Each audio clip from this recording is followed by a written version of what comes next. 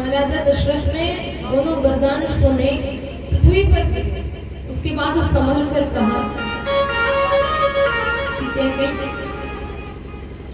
पहला वरदान आपने मांगा कि भरत जी को राज्य देना है, तो हम तैयार है कि भरत को राज्य दे देंगे और राम जी भी कुछ नहीं कहेंगे, क्योंकि यदि हमने राम से कहा कि आपको बन जाना है ना, तो राम जी बन चले जाएंगे, क्योंकि पिता की आज्ञा का उल्लंघन राम जी ने कभी नहीं किया, उल्लंघन कभी कर सकते हैं।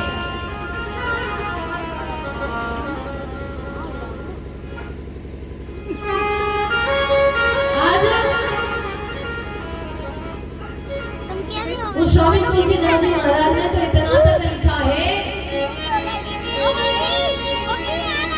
महाराजा दशरथ कैकेयी के चरणों में गिरे, चरणों में गिरे हैं। वो कहते हैं कि देवी आप जो कुछ भी मांगो वो हम आपको दे सकते हैं, लेकिन राम जी के लिए वनवास मत दो। क्यों?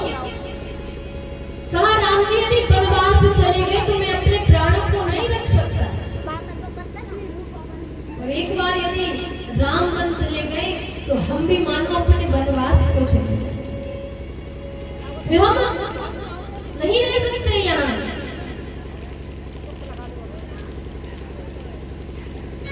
कहते हैं कि जिय बीन बरबार बिहीना, मन बिन फलक जिए दुखहीन।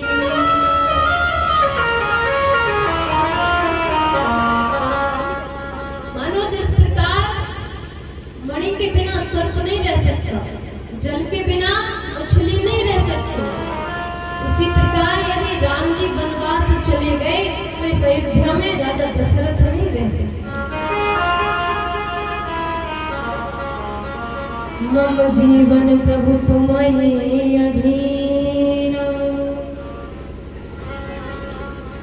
तो कहा कि भगवान जैसे सर्प नहीं रह सकता मणि के बिना,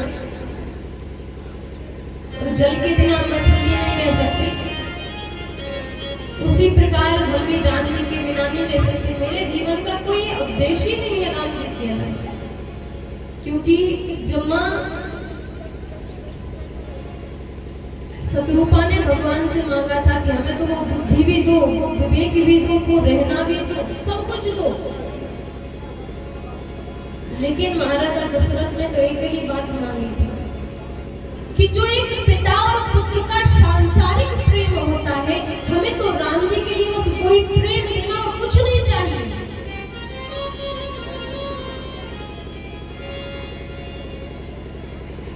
लेकिन ये झल्ला जाती है बाद में,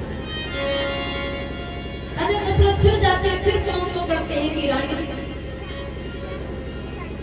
इतने सुंदर सुंदर शब्द कहते हैं कि प्राण प्रिय हो आपको, लेकिन कहते एक भी बात नहीं मानती, फिर से झल्ला जाती है, पीट करके बैठ जाते हैं, मुख टेढ़ा कर लेते हैं। आज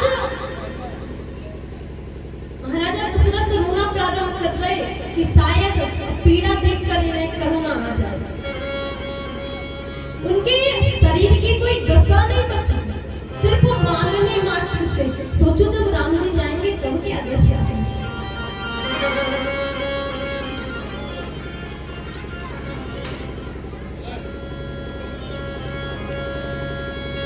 बड़ा समझाते हैं कि ऐसा मत करो, लेकिन कैकेयी को कुछ समझ में नहीं आता, क्योंकि बुद्धि विपरीत कार्य करती है, और जब बुद्धि विपरीत कार्य करे तो जो कार्य होना है वो तो विपरीत होगा ही। आज उस रात्रि में महाराजा दशरथ को नींद नहीं आई, सवेरा हुआ, अधिक समय हो गया, अब महाराजा दशरथ को प्रातः उठने वाले थे, जब जगे नहीं, देखा राजा नहीं है और आज तो राम जी का अभिषेक होना है, तो और जल्दी जल्दी काम करते सब लोग जगकर। तो सुमंत जैसे ही महाराजा दशरथ के पास गए, उन्हें पता चला कि ऐसी बात है,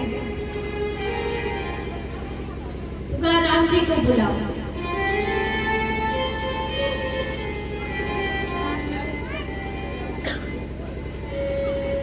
जैसे ही राम जी आए, कहा भैया पिताजी के लिए दर्शन, वो भी मेरे कारण का क्या कारण है? कोई कारण नहीं है, बस दो तो वरदान ही मांगे थे हमने। कहा तुम कहो तो हम कोई और जगह दे दे, राम जी वहां रुक जाएंगे, लेकिन अयोध्या से जाने को मत कहो। भरत को राजा बना देंगे, लेकिन राम जी को जाने को मत कहो। तो अपने पिता की दशा को देखकर राम जी कहते हैं कि मोहे कछु मातु तातु दुख कारण।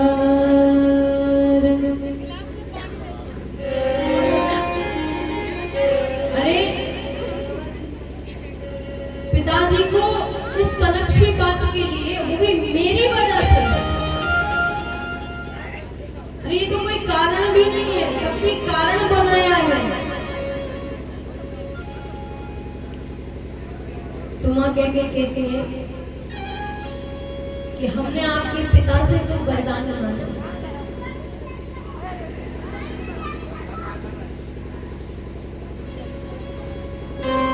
तो आज महाराजा दशरथ शिव जी भगवान का आवाहन करते हैं। कहते हैं यदि हमने भगवान शिव जी की हृदय से आराधना, उन्हें अपना इष्ट माना हो, तो आज राम जी मेरी बात की अवज्ञा करते, अवहेलना करते हैं। क्योंकि यदि हमने कहा है कि बन जाना है, तो राम जी उस बात को टाल नहीं सकते। तो आज कुछ ऐसा कर दो भगवान भोलेनाथ कि राम जी मेरी आज्ञा का उल्लंघन कर दे।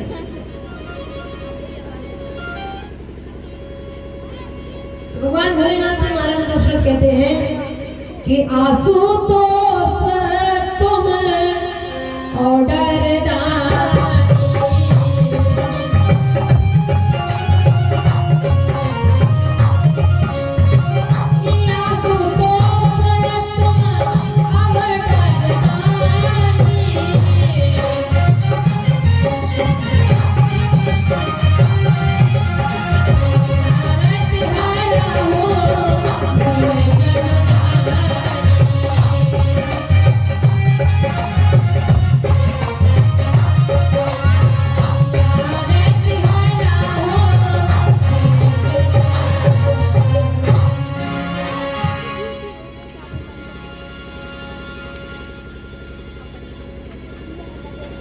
तो आज भगवान भोलेनाथ की प्रार्थना करते हैं महाराज दशरथ जी।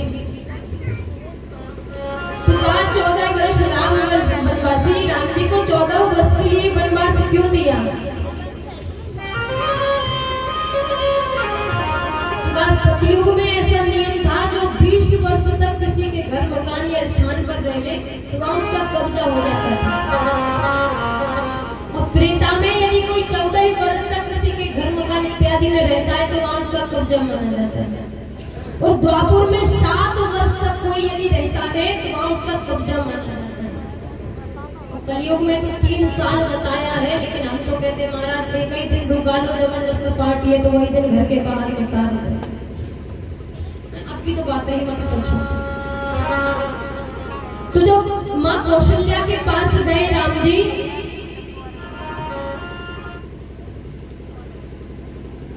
तो माँ कौशल्या आज्ञा देती है जाने के लिए, मना नहीं करती, उन्हें पता है कि ये परम पूर्ण परमात्मा है। लेकिन कहा यदि राम जी वनवास जा रहे हैं और कैकेयी ने 14 वर्ष के लिए मांगा है, तो मानो कैकेयी बता रही है कि राम जी वनवास जाकर 14 अयोध्याओं का नाश करेंगे। और राम जी तो राजा जब ही बनेंगे ना, जब सब कुछ संपन्न होगा, कहीं कोई दुख ना हो, कहीं कोई कष्ट ना हो, किसी को कोई पीड़ा ना हो, तभी तो राजा बनेगा। लेकिन अब अविद्याएं तो बैठी है, 14 अविद्याएं, 5 ज्ञानेंद्रियां, 5 कर्मेंद्रियां, मन बुद्धि चित्त अहंकार। तुका अविद्याओं का नाश करने के लिए तपस्या करने जा रहे हैं राम। तो 14 वर्ष राम वनवास। लेकिन अब ये तापस वेश क्यों है? तापस वेश विशेष उदास। एक संत कहते हैं ताप